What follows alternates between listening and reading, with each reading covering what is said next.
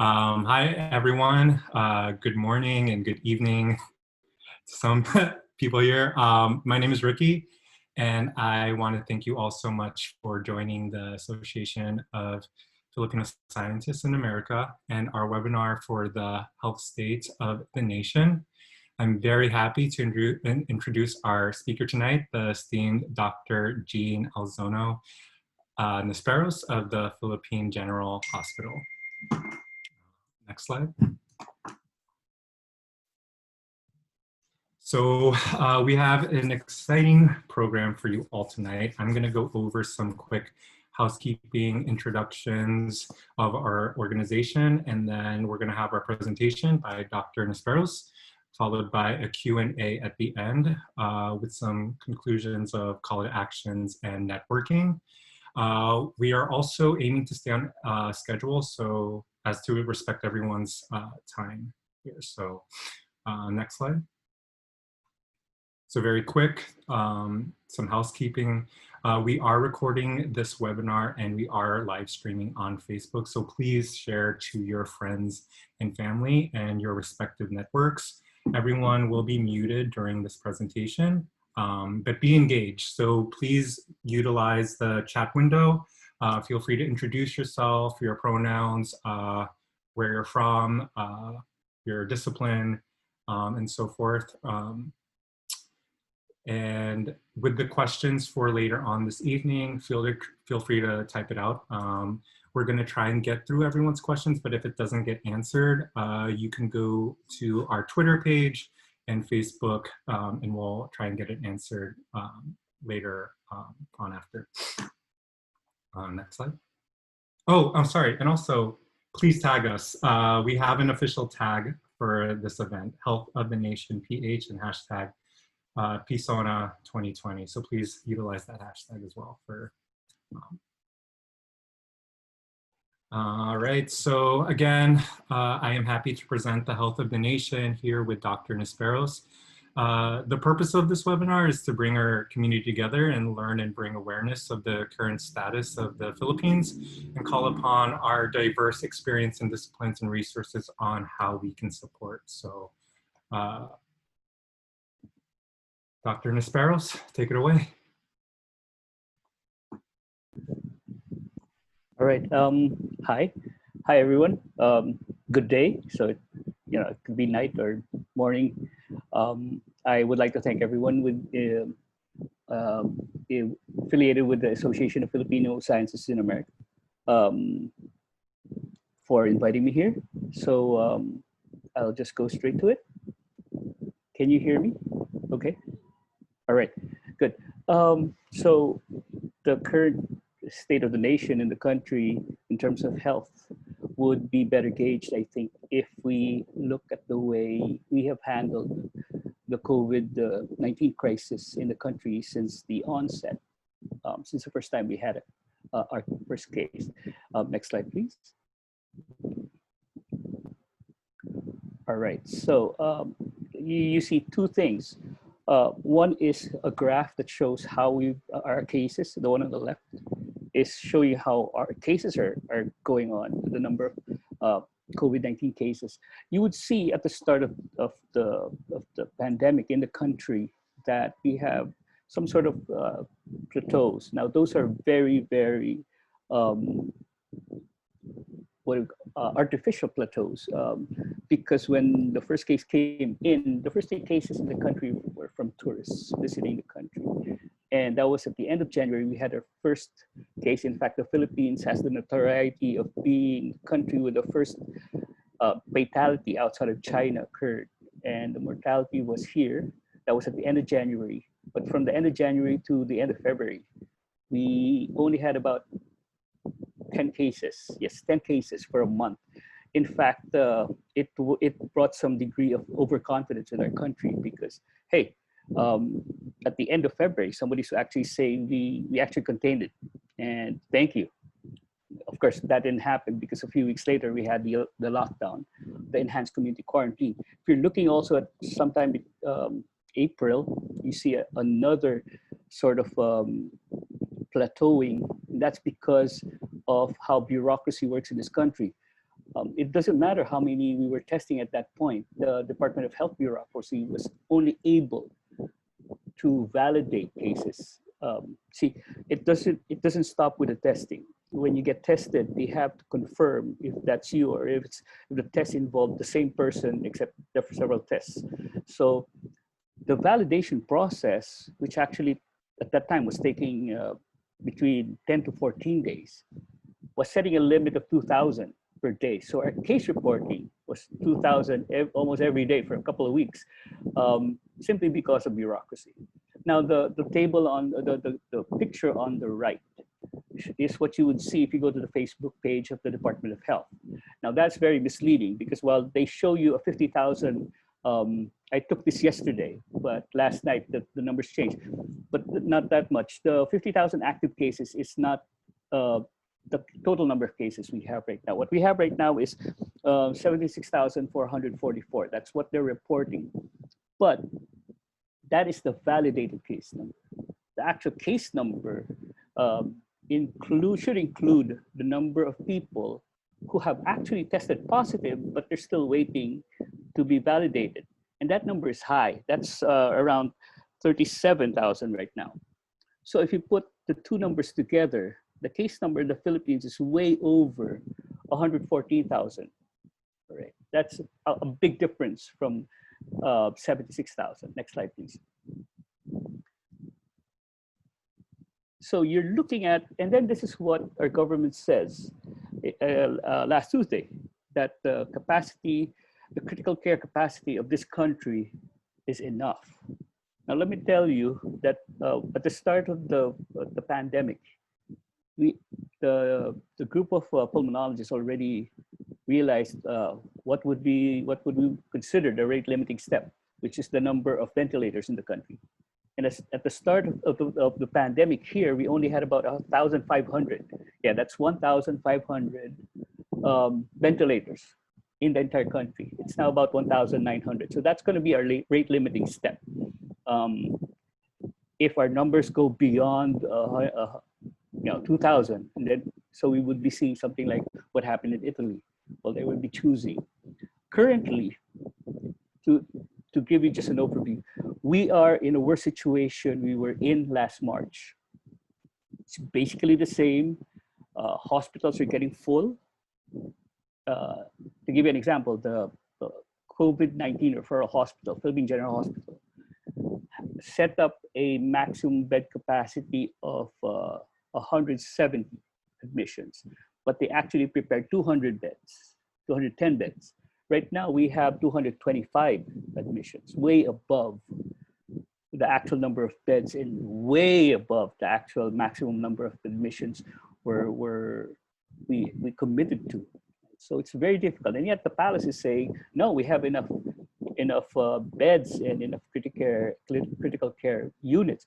Well, of course, they can say that because they're looking at a conflated data that involves the entire country and not just Metro Manila. Most of the cases when we started in March were focused in Metro Manila. Now it's July. It involves Metro Manila, Metro Cebu, the two biggest urban centers in the country, and many other regions all over. In fact, there are only 4 provinces right now who do not have a COVID-19 case. So why do I say that we're back to March? In March, when we were first exposed to COVID-19, the first few people who were getting infected and who were actually dying of COVID-19 were health personnel. We had like 11 doctors in the first month who were part of the mortalities of COVID-19. Nurses were getting sick, and we're seeing the same thing now. Nurses getting sick, hospitals having to downgrade their services because their entire staff are being exposed and they have to go into quarantine themselves. Next slide, please. So this is just a few of what government has been telling us now. So we contained it. This was the end of February. Sometime in March, April, they were saying we're flattening the curve, but again, that's artificial because it was a bureaucracy problem, an administrative clerical problem. April, they were saying that we would have a testing capacity of 20 per day. I have to tell you, they're talking about testing capacity. They're not talking about actual testing.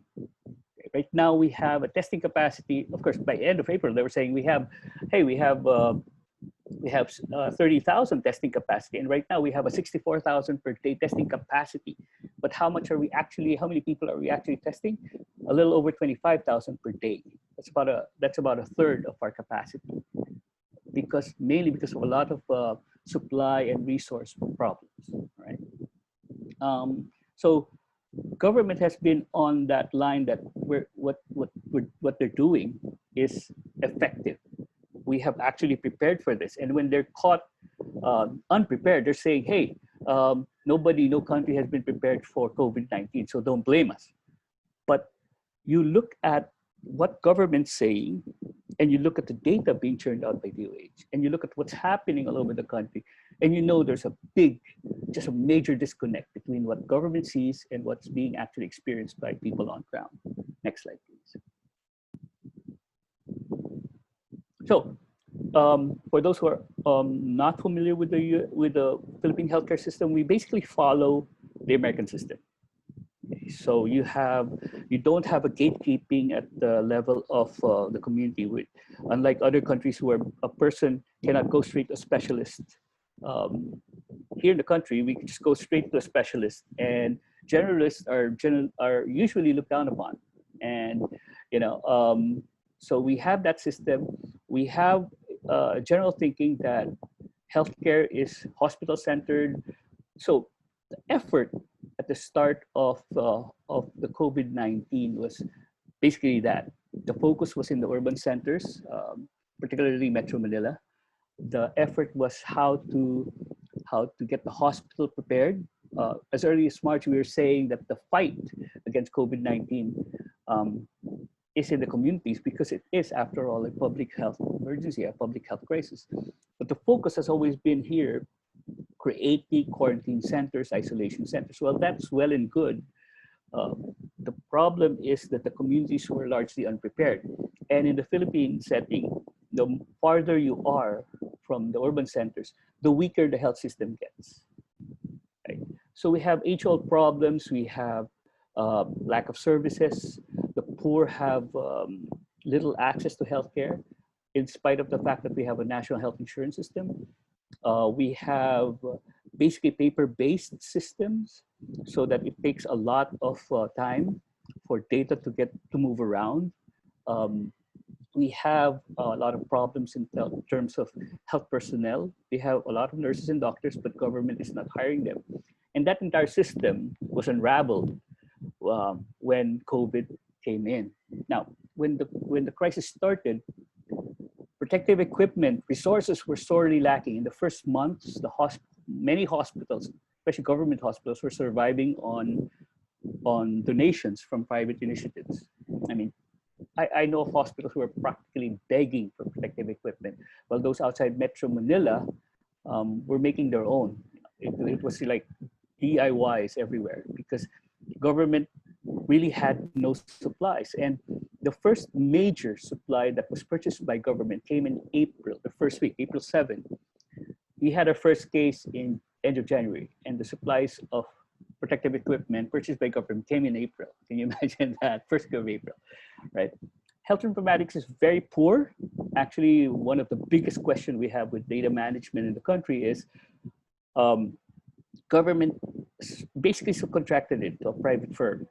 And what the private firm did is to just keep all the data to themselves. I mean, they have data drops when you go to the DOH website, but it takes a lot for you to get to the real raw data. And early enough, I think it was sometime in March, people were already saying, look, you have a lot of people who can help you with the data. I mean, the University of the Philippines has a lot of good people who can help you manage that data. So, but then the DOH insisted on managing their own data. So, as I said before, because of administrative problems in validating cases, which took about 2 weeks, they were reporting numbers, but they were also having a big number of unvalidated cases that were positive in terms of testing, but they haven't validated yet. And that number started getting bigger and bigger. So for a while, they were reporting mortalities in June that actually happened in March and April. So they're reporting deaths in June, but the deaths actually happened 2 months earlier. So that's how bad the data management was. In fact, they had to come up with arbitrary terminologies like fresh and old cases. You know, these are fresh cases, cases that occurred in the last 3 days, as compared to cases that occurred maybe weeks or months ago. For a while, they were reporting numbers that were divided between fresh cases and the old cases, but they had to disregard that again because the volume of backlogs is just huge. So now, how many do we have? We have, they're reporting about 2,000 in the last 3 days. We're having 2,000 new cases every day, right? So again, problem with data management is major. So when you're looking at the response, it's reactive, it's very knee-jerk, and there seems to be no centralized decision making. And this mirrors the gaps in our healthcare system. Next slide, please. So I want to focus some on this part towards health workers because they're now bearing the brunt of our COVID response. Now, health workers are really tired. They're getting sick and they're overburdened. I'll give you an example. In a COVID ward, let's say in Philippine General Hospital, you have maybe 4 or 5 resident physicians who are handling the COVID cases. And the number is about 66 in a ward. When they expanded it to accommodate the additional admissions, let's say, and they would just add maybe 6 more patients, that is already a lot of burden on they're not adding additional doctors in the wards, they're adding additional patients. In the health service where we deal with employees themselves, the usual number without COVID before, you would see maybe 25 employees consulting at the health service. That's for the whole day. Now we're having 70 in the morning, 140 a whole day. And our people are, even though we added more doctors, we added more nurses in the health service, instead of going home, let's say at the end of their duty at 3, they're going at 6 or 7, they're tired, and they don't see any real support, any real protection. What do I mean by, the personal protective equipment is one thing, they're not being tested on a regular basis. You know, we're just getting baseline. Okay, we're testing our health personnel once, but it should have been like on a regular basis. You need to test them regularly to find out, hey, are they getting sick? If they're negative now, they may be positive 2 weeks, 3 weeks down the line. They're not getting that, right? The main support that they really need is additional personnel. Before COVID happened in the country, our data showed that a single nurse, every time they go on duty, they would be doing the work of 3 nurses. Government wasn't hiring 60% of the nursing complement it really needed. Now you can imagine this was before COVID. Now we have COVID. They're hiring, but they're just not there anymore. They're having a hard time. When COVID started, government announced that they would have additional benefits like hazard pay, additional hazard pay, and what they call the COVID special risk allowance. Now, those are monetary benefits. But what government doesn't say is that, one, it's so hard to get these benefits. There's so many forms to fill up. You have to prove that you're actually there. I mean, it's just taxing on the part of health workers. If you read the news, they offered like 100,000, I think, for those health workers who suffered severe cases of COVID-19, and for those who died, they were giving $1 million to the families. It again, they own the beneficiaries of that program only got their benefits near the end before the law that was giving those benefits expired. So financial remuneration and benefits is not that easy. On paper, it looks like it's all there, but it's not. And the worst part is the poor recruitment of additional health personnel. Every time a hospital, let's say the staff of a certain hospital would get exposed to COVID-19, they have to generally downgrade their services because they don't have enough people on ground. Now, government is recruiting true, but there's no aggressive recruitment. The rates they're giving are the same as though they're hiring regular personnel.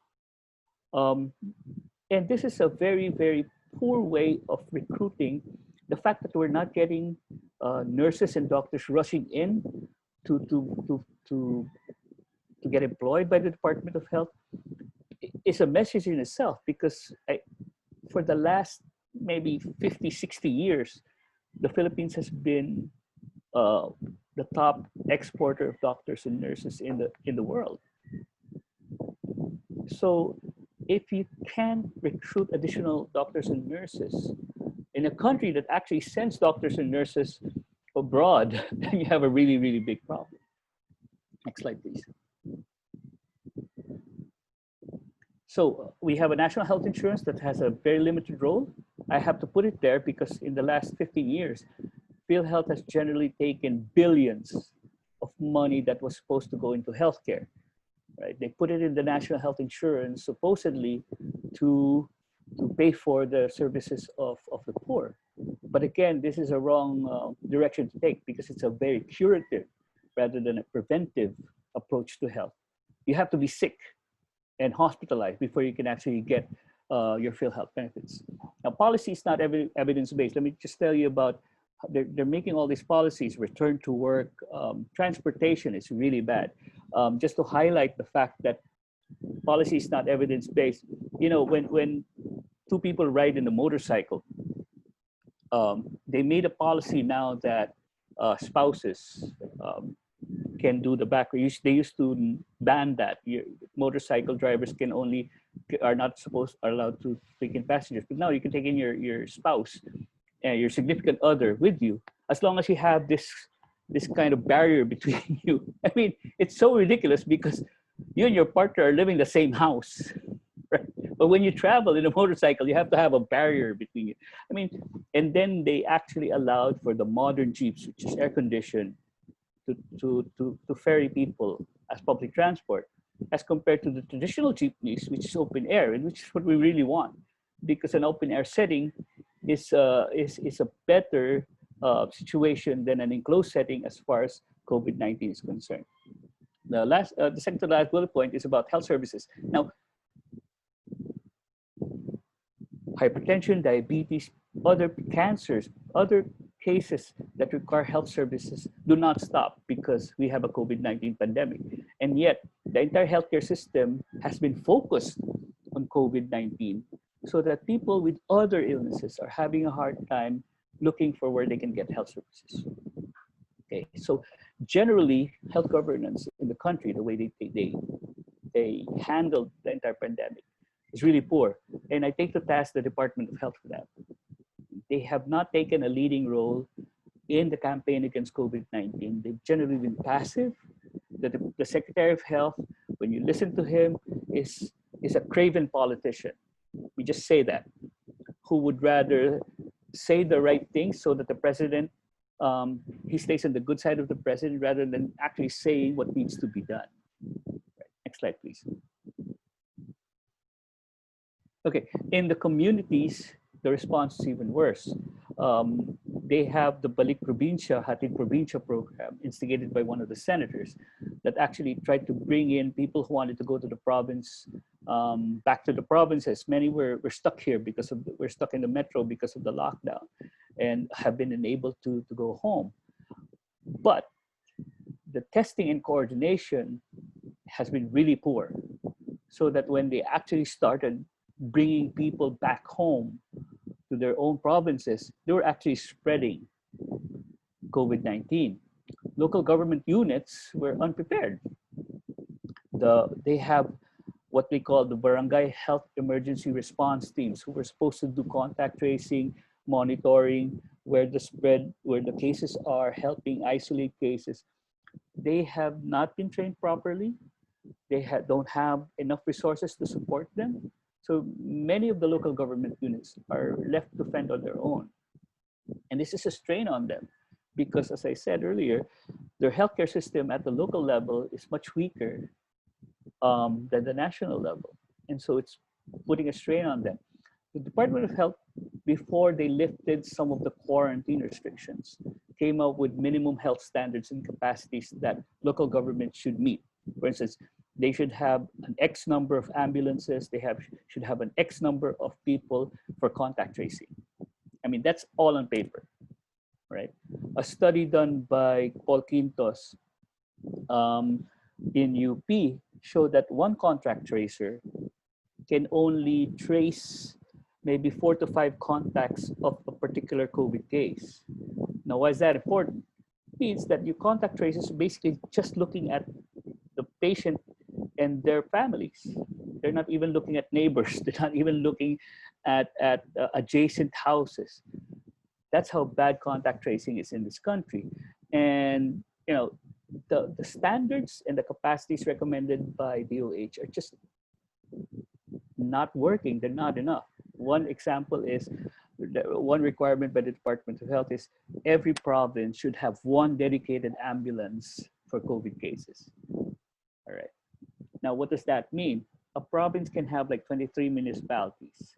And between municipalities, you know, the travel can be between 4 to 6 hours. We're talking about inland. We're not even talking about provinces with island municipalities. So one ambulance ferrying cases of COVID per province is just ridiculous. It's just not gonna work, right? Next slide, please.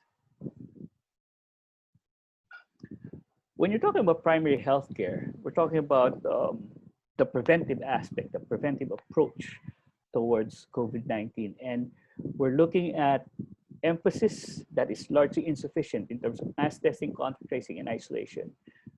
As late as April, the national government has been denying that mass testing is necessary. In fact, they were trying to reframe the narrative that mass testing isn't necessary because we cannot, the country supposedly cannot test each and every Filipino. That's true. Nobody was calling for a testing of everyone. That's not what mass testing was about. Mass testing was about testing more people than government was actually willing to test, because when this thing started, they were using protocols that focused on very limited people. For instance, they didn't want to test patients who were symptomatic but only had mild symptoms.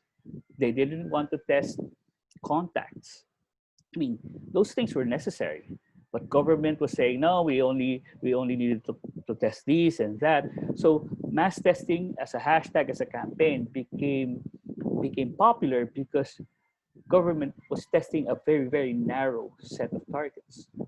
And you look at this now, government recently actually appointed 3 new people, supposedly SARS, one for mass testing, one for contact tracing, and one for isolation. The testing czar was appointed earlier. They actually appointed a new czar for treatment. So we have a czar for testing, we have a czar for contact tracing, we have a czar for isolation, and we have a czar for treatment. Somebody appointed for each step of that process, which is ridiculous because the Department of Health should be doing the entire thing. Okay, there's a lack of unified approach, and this is very important. The private health sector is just allowed to do whatever they want, right? So the public sector is having a hard time, and the private sector is just doing its own. I'll give an example: testing. Okay, we're having a big problem with testing, but right now we have 90 supposedly testing centers.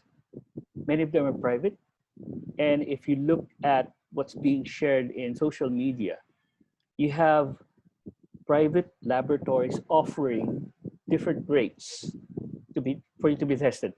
Private hospitals offering different rates. So if I'm a rich person, if I have enough money, I can just walk in and get tested and pay for it. In fact, there's I think $100 difference if you want to be tested and get your results after a couple of days, or if you want to get your results within 12 hours, you have to pay maybe an additional extra $100 or 5,000 pesos. Okay. Whereas if you're poor, you have to line up in the government testing centers and get your results maybe a week after you get tested. News came out that somebody who already died got their results, and the results was negative, and he died. The person died of COVID already. That's how ridiculous it gets. There is no unified approach, and the private sector is just doing its own thing. Right? And the worst part is people's participation is essential but hasn't been utilized. The fight against COVID-19, the main fight is at the level of communities, because you want to prevent the spread so that hospitals don't get flooded with patients. That's not happening right now. Most of the focus is still in the hospital. It's not enough being done. And the people are looked at as just beneficiaries or subordinates who will just follow what government says, rather than active participants in preparing or preventing the spread of COVID. Next slide, please. Okay, social context. When we had a lockdown, people were prevented from going to work, from getting income. But the basic needs of the country were not, of the poor were not addressed. People were not getting the social amelioration program benefits. People were not getting the food assistance they were supposed to getting. And this was because local government was left to fend for itself. So if your local government has money and the officials are good, then you get really good services. But if you don't, then you have what happened in Quezon City, where people actually went out of their communities in order to get food, and were demanding from local government. And what did the government do? They arrested these people. They arrested people who were angry because they were not getting the food that they needed, and they were hungry. They put them in jail. So quarantine implementation is basically militaristic and very selective. Militaristic because the tendency was to just put people in prison. Violating quarantine restrictions became a criminal act, and people were getting shot. Some of those who were violated were put in cages for dogs. Why is this happening? If you look at the entire machinery that government put up in order to address COVID-19, many of the people holding key positions were former military and PNP police generals. You have your Department of National Defense, Department of Natural Resources. You have your DSW, DILG, Department of Interior and Local Government. Those are all former generals. You have the Interagency Task Force against COVID-19, mostly generals. The National Action Plan against COVID-19, the task force there, 4 people, all generals, all former generals. So if the only tool you have is a hammer, then everything you look at tends to look like a nail. So the tendency was to be punitive. But at the same time, the implementation of quarantine was also selective. You've heard of that general who's now heading Metro Manila, the police general, who had a party, the famous Mañanita, where people violated all the quarantine restrictions. He was never arrested. You have that senator who knew that he was positive for COVID-19, going to a hospital, exposing a lot of people. He still is not in jail. So you're looking at a very biased, elitist implementation of quarantine. Now, the worst part in this entire response is that instead of providing medical and health solutions, the government pushed for its own political agenda. The anti-terror bill was passed. The bill that allowed foreign ownership of basic services in the country, which was previously barred by the Constitution, was passed.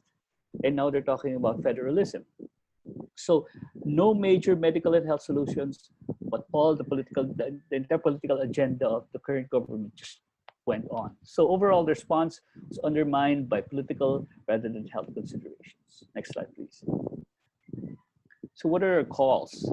One, we want a clear, comprehensive, coordinated response under a single leadership, single command, if you want to use the war analogy. But it has to be under a single leadership. Otherwise, the entire response would be like a headless chicken running around, not knowing what. Without this planned strategy under single leadership, there would be no accountability and transparency. And the narrative will always just be, we're spreading, the disease spreading because Filipinos are undisciplined. That's not true at all. The current study shows that 9 out of 10 Filipinos actually wear masks when they go out. So Filipinos are very compliant, and I've been saying it all along. The poor don't want to get sick, and they would follow all the recommendations of the Department of Health in terms of social distancing, in terms of wearing masks, in terms of staying at home as much as they could, unless it crosses over to their own lives when they become hungry, when they have to go out to get food and to survive. We have to strengthen the healthcare system, not just for COVID cases, but also for non-COVID cases. Filipinos need healthcare services, whether for COVID or not COVID. So we have to look at that balance. And we were calling for real and relevant support for health workers. Not just protection, not just additional remuneration, but actual support in terms of additional people, additional warm bodies in health institutions, from your community health centers, from your barangay health centers, all the way to your biggest hospitals. Again, we want the government to be reminded that it's the people's health and rights that should be at the core of the Philippine COVID-19 response. It shouldn't be anything else. That should be the biggest consideration. Next slide, please. And I think this is my last slide. The narrative of having a single leadership, a unified leadership, our desire to have a more responsive COVID-19 strategy and plan will not happen unless we change the leadership of the Department of Health. And that means removing the current Secretary of Health. Personally, that is a non-negotiable thing. I think the current Secretary of Health has lost all credibility and has lost perspective on what is important in addressing the COVID-19 crisis. And we shouldn't stop at that. We should replace the entire leadership of the Department of Health and the interagency task force on emerging infectious diseases, because they have shown an inability to actually listen to people and to plan what actions that are necessary without disregarding the interests of people, of Filipinos. We want an end to impunity and militarization all over the country. We're in virtual martial rule right now. And the COVID-19 has provided a convenient excuse for that. And the worst part is they actually passed the anti-terror law. And this is on top of what used to be the Human Security Act law, which was already oppressive and restrictive. Now they have the anti-terror law that was recently passed. And dissent in any form can be labeled as terrorism. And even without the anti-terror law, activists, dissenters have already been arrested and imprisoned. One Gabriela activist was imprisoned for attending a rally. We have people imprisoned for bringing food to communities who needed food during the height of the lockdown. I mean, for the flimsiest reason, people, particularly activists and dissenters, have been imprisoned. And this was even before the anti-terror law. Can you imagine what would happen with more powers given to the state security forces? Right? We're calling for, the hashtag before was, the demand before was Solusyon Medikal, hindi militar, because the way the entire campaign was handled was very militaristic, right? And that should go on. We should flesh out what solutions in terms of health and medicine should be out there, right? Of course, there's the demand for the resignation of officials that goes all the way to the demand for the ouster of the current president, Duterte. That's all within the frame of how we should handle the COVID crisis. I guess my last message is, while we're looking for medical and health solutions, we should recognize that political action is necessary. And those two are intertwined. There's not an either or. People have a tendency, let's not do political action because you're going to spread the disease only and you're getting people exposed. That's a wrong approach. We're saying political action is part of the medical solution. Well, I mean, what's the use of fighting COVID if you go when the post-COVID scenario would generally remove all your rights, your rights and freedom? What's the use of that? And looking for a medical solution requires political action. So those two need to go together and need to be forward. So on that note, I would like to end my presentation, and now I'm open for questions. Thank you very much. Thank you so much, Dr. Nisperos. Maraming salamat.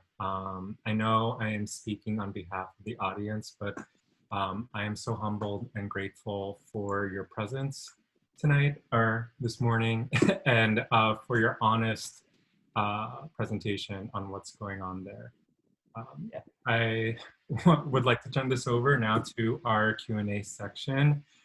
Thank you to everyone who has submitted questions through the chat. If we don't get to your question tonight, please send it forward to our Twitter and Facebook so that we can get that answer to you. All right, so the first question is, why is PhilHealth no longer fully covering medical expenses as of April 15th? What are the alternatives for people who cannot afford to pay thousands to millions of pesos? And how is the government going to help pay for those costs? Right. Okay. Thank you very much. I'll add to that is how much cost. One of the questions in the chat group is how much hospital cost was shouldered by PhilHealth initially. All right. When the pandemic started, PhilHealth was offering to pay for hospitalization expenses in a stratified manner. So if you do not require ICU care, then you get this much. And the more services you require once you're hospitalized, the higher the PhilHealth support is. So I think the highest is when you really need the entire ICU care. And at the start, I think PhilHealth was providing at least as much as 700,000 support for anyone who gets COVID-19 and would require intensive care during hospitalization. That's the maximum, I think, something around 700,000. Why did it stop? Because PhilHealth ran out of money. It wasn't enough. And if you read the news now, PhilHealth is also being accused of being corrupt. I mean, corruption being embedded in the system of PhilHealth. That we knew that, but now it's getting more exposed.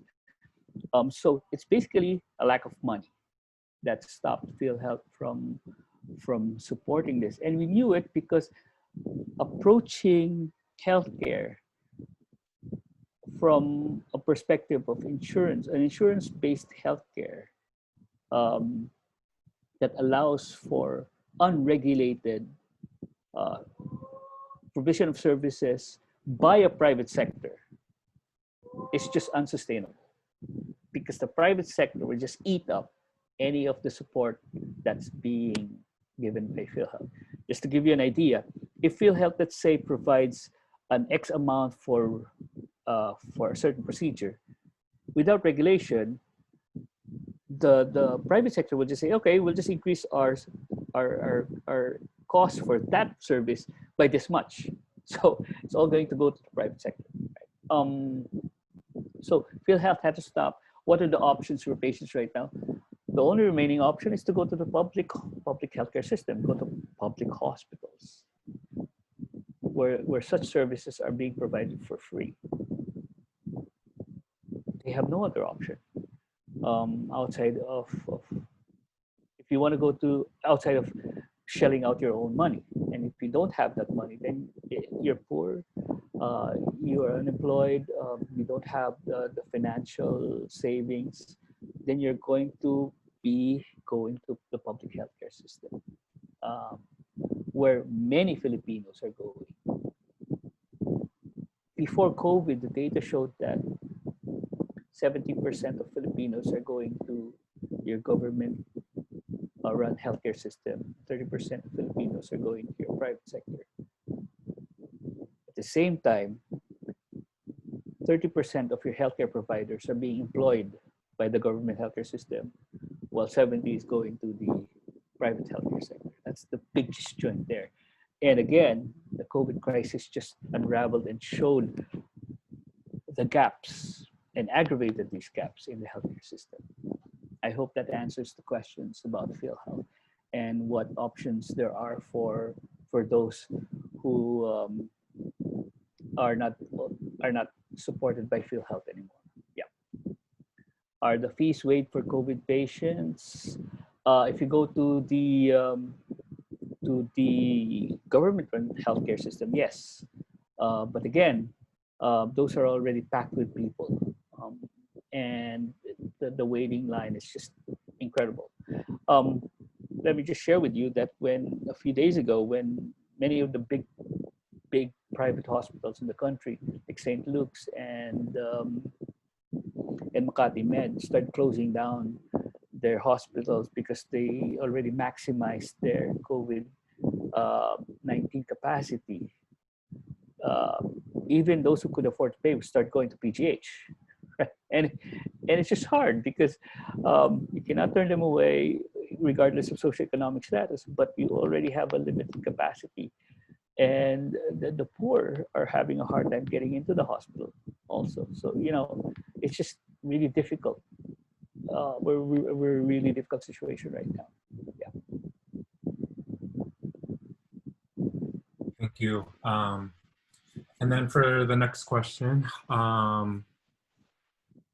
I'm not sure how to legitimate this, but I've been seeing a couple of news articles saying that public officials are suggesting the use of chismosas in contact tracing. It's actually being implemented. It started as a joke, I think.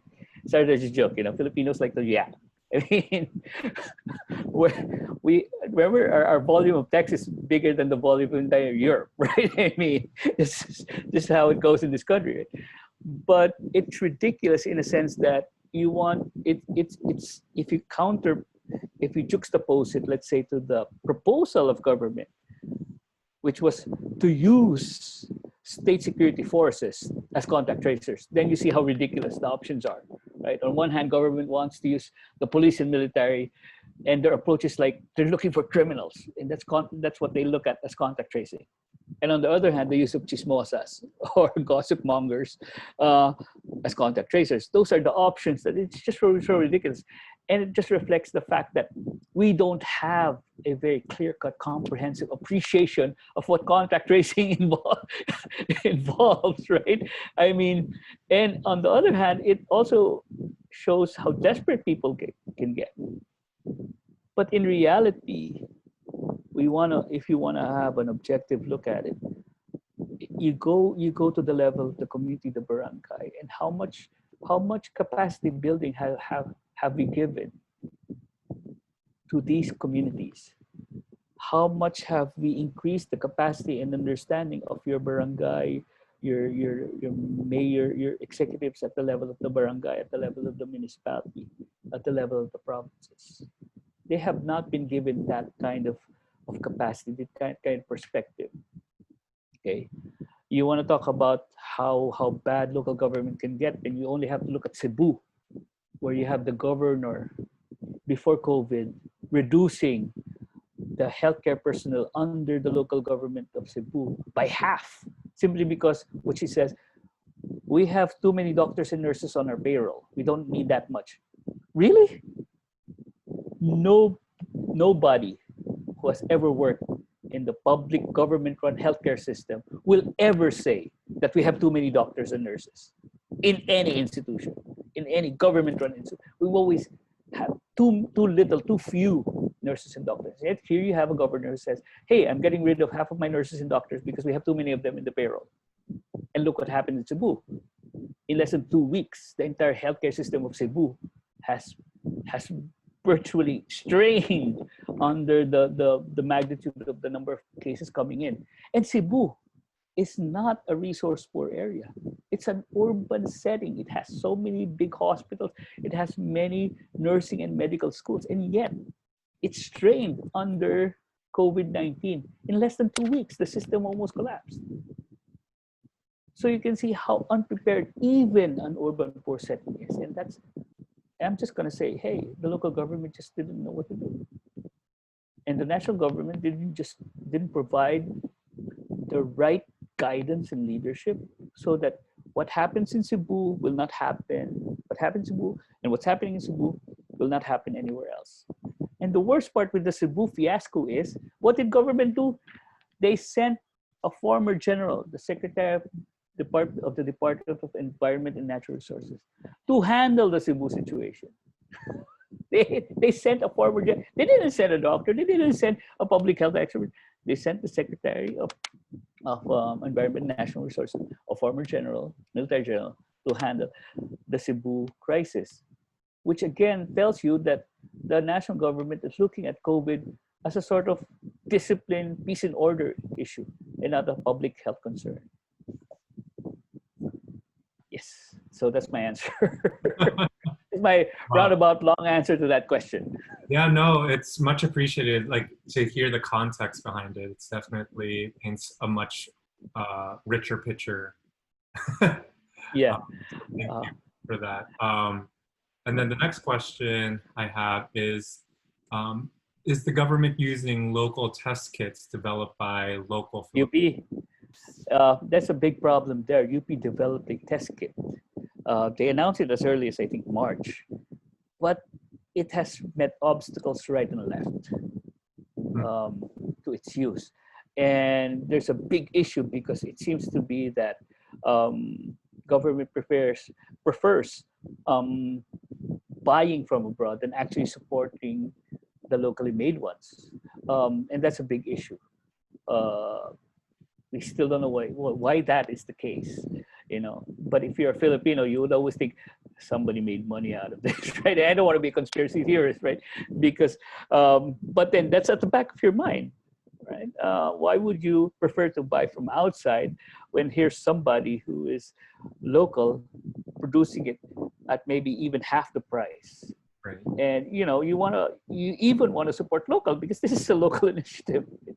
But you know, it didn't happen. It's not happening, and we're already going into August, and you know, we're still preferring technology that's coming in from outside than the ones that we're actually producing here. Yeah. Ricky, let me just answer one of the questions here. I think that is in the chat group. What do you think about the DOH and Philippine healthcare system to address the infodemic stemming from the pandemic? I want to answer that because the DOH is part of the infodemic, honestly, and the Philippine government is part of the infodemic. In fact, you have experts that are working with the DOH and the interagency task force, who personally I believe to be part of the problem, because rather than facing the issue squarely, they have become apologists to the rather anemic response of government. And as I said earlier, the DOH has come up with arbitrary classifications of late and fresh cases, which just to justify the kind of data they're churning out. And eventually they jumped that, and now they're just talking about active cases. Right? And I think while telling people what active cases, how much active cases, how many people are active, have active COVID, we're probably one of the few countries who need to window dress the way we present our data. And that's being done to hide the fact that the data is unreliable. It's not timely, it's not accurate. And there's so many problems with the data, but rather than address it squarely, we have experts who have been apologizing on behalf of government, who's who's saying so many things that muddle the issue rather than address it squarely. So the infodemic is not just coming outside of government. The infodemic is coming from government. I mean, you have a president who says you can wash your masks with gasoline, and then the spokesperson of the president, this is in a press conference, televised nationwide, and you have the spokesperson saying, you know the president, he was just joking. When you have government officials like that, then you realize that when ordinary people listen to their neighbors or don't have the right information regarding COVID-19, they're just reflective of how this government has handled the use of data in guiding not just government policy and action, but letting the people know. And maybe my last point there is when government employs a lot of consultants, and none of these consultants can actually speak the language of the people, so that they can actually explain to Filipinos what's happening in this country, then you have a big problem. What's the use of all these experts who, if they can even help you explain what's happening in the simplest terms? Yep, that's my answer. I hope I answered that question from Red. I think Red Sublime. Yeah. All right. Thank you so much. And I just want to check in with my other co-host. Do we have time for any more, or? We could have one more question, and we'll... Yeah, and I want to invite Dr. Nisperos, if there's one more question that you also saw in the chat that you wanted to answer before. There's actually a couple. Can I answer them very quickly? What happened to the money loaned by government? This is a problem. Nobody knows what happened to it. I'm sure some of it went to the people because of the social amelioration program. They were giving money to people, but then we borrowed we borrowed billions and billions of dollars, and because of the lack of transparency in government, we didn't know where it went, but how it was spent. The other question I want to answer is why are health workers getting hit hard with COVID? Well, because they're unprotected, because they're unsupported, because the government has not projected enough in advance in how we're going to deal with the sudden deluge of patients.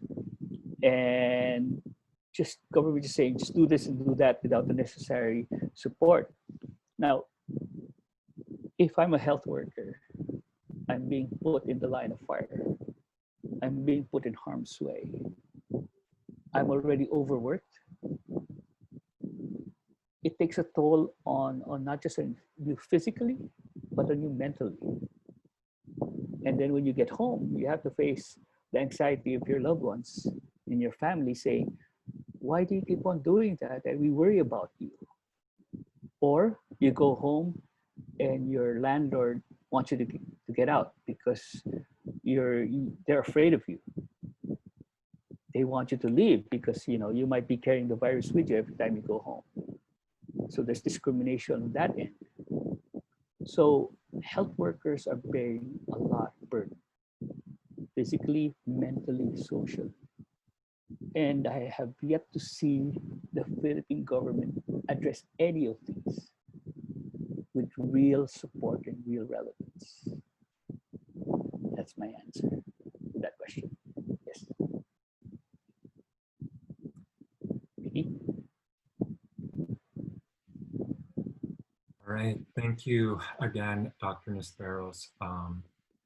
I'm gonna conclude for the Q&A for tonight, but again, thank you for joining us tonight and for bringing your knowledge, your insight, your passion, and the context, which is not only incredibly informative, but also necessary and vital for us to hear from the Philippines and here in America. So, and to the audience, I hope that you are all revitalized with this mission to stand in solidarity with our community and the Philippines, with determination and resolve to continue supporting them through our skills, through our backgrounds, professionally or academically. Thank you all.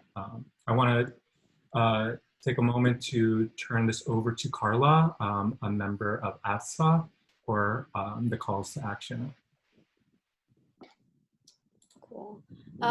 Thank you again, Dr. Nisperos, for really shedding light on what's happening in the Philippines. And there's really a spotlight on the Philippines because we've been hearing about, how the Philippines has actually have the highest number of COVID cases, and it has the strictest and the longest lockdown in the world now in its 4 months.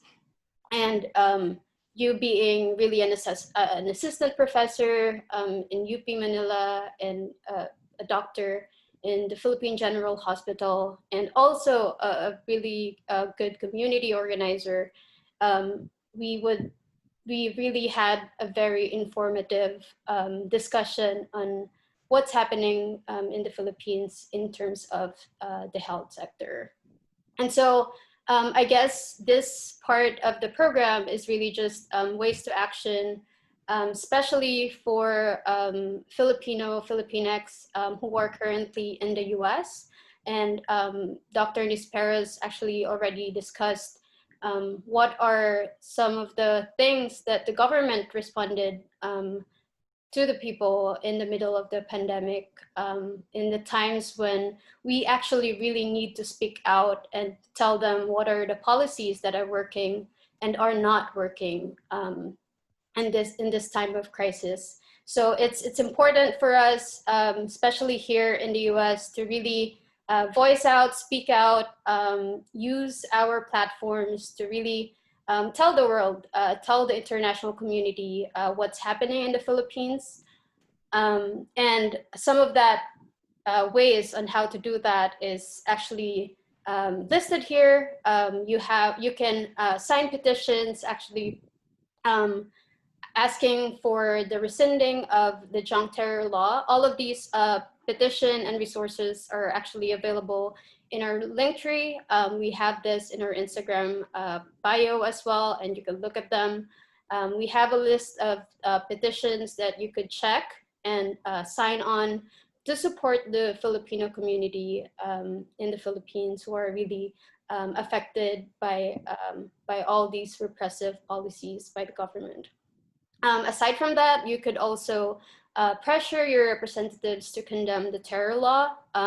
As of the moment, there are already 50 US legislators who really supported the call to actually junk and rescind the terror law in the Philippines, because they see this as a very repressive policy that really attacks the democratic rights of the Filipino people.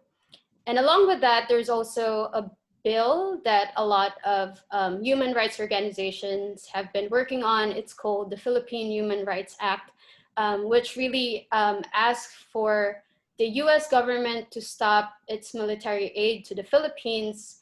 As of 2016, they've been giving $500 million already to the Philippines, specifically to the military, and it has been being used in different kinds of human rights violations against the Filipino people. The war on drugs, the things on extrajudicial killings and different attacks on press freedom.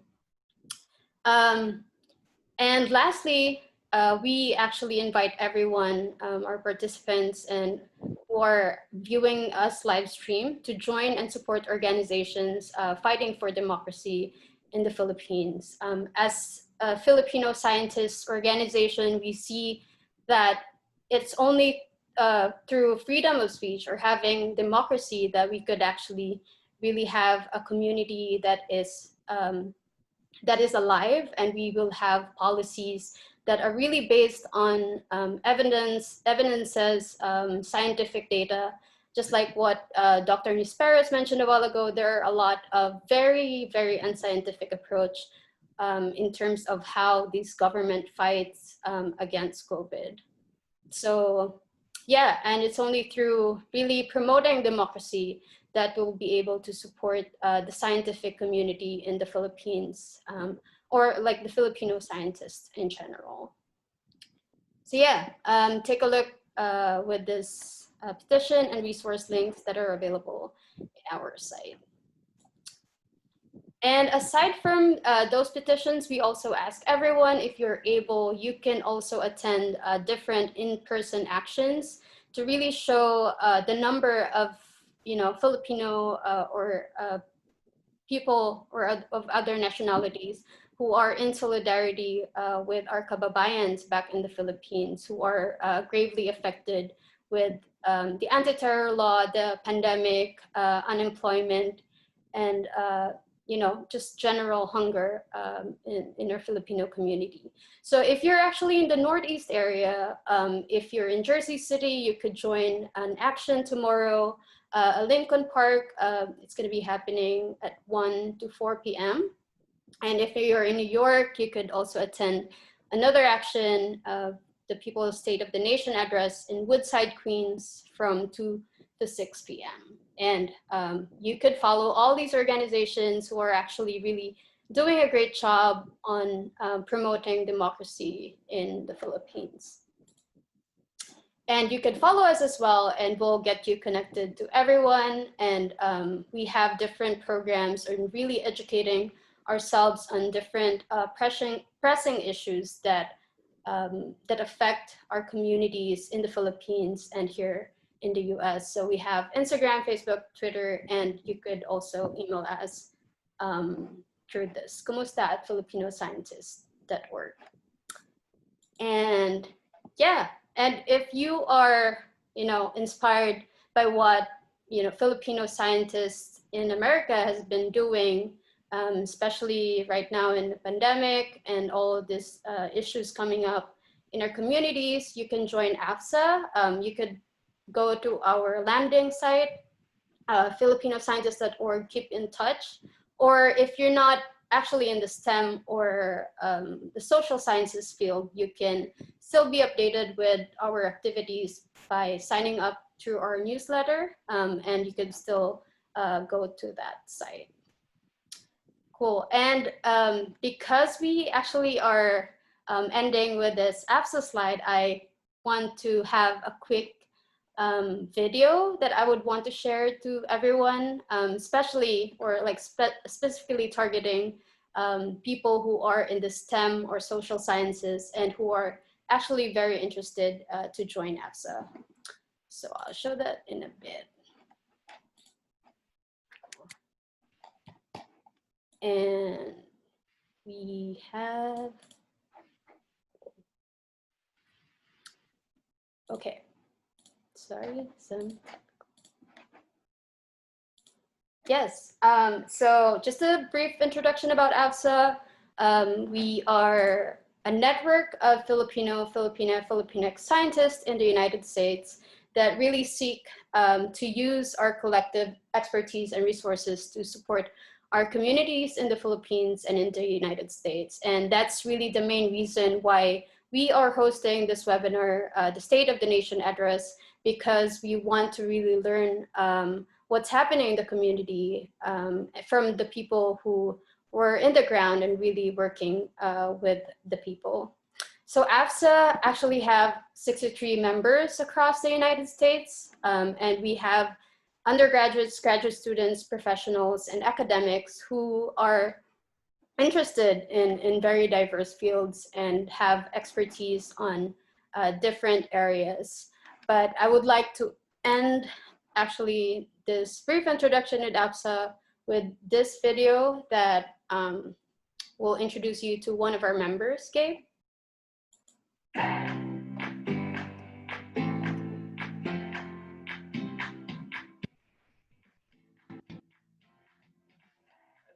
My name is Gabriel Santos. I'm a paleontologist and educator at the Raymond M. Mouth Museum of Paleontology in Los Angeles, California, where I'm currently the collections manager and outreach coordinator. I'm also a Filipinx American first-generation scientist. And as one of the few Filipinx scientists in paleontology, I understand how underrepresented Filipinx people are in STEM. Going through my career, I've always wanted to have more Filipinx colleagues, be able to discuss things that are relevant to myself as a Filipinx person within our culture and the way that Filipinx people can exist within STEM. You know, I wanted to find ways to speak about, issues that Filipinx people have.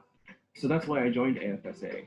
I wanted to connect with more Filipinx scientists out there and find a community and a network where we could have, that shared culture that we might not have within the rest of our fields. Also because I know how hard and difficult it can be sometimes to be the only representation in a room, and how isolating it can feel sometimes to not have someone you can connect with on a cultural level. So by having this network and joining other Filipinx scientists in AFSA, I thought it would be great to uplift other Filipinx scientists in the field and also mentor upcoming Filipinx scientists and hopefully spread that to not just here in the US, but to all parts of the world, to Filipinx scientists abroad and in the Philippines. So yeah, I'm really looking forward to meeting more of you and connecting and finding ways that we can be a science kapamilya within STEM. Yeah. Cool. So yeah, please join AFSA if you're interested. And so cool. I'll be passing it on to Rick from now on. All right, thank you for that, Carla. And that concludes our webinar for this evening. Again, Dr. Nisperos, thank you for coming into the space. And I invite you and the other members of this chat, please share this to your respective networks, Dr. Nisperos, to your colleagues about our organization so that we can continue forth with these webinars and creating that connection back to the mainland so that we can be aware of what's going on. And again, everyone in this chat, you don't have to leave. I invite you all to connect here, add your Instagram, your channels, so that we can further network with each other.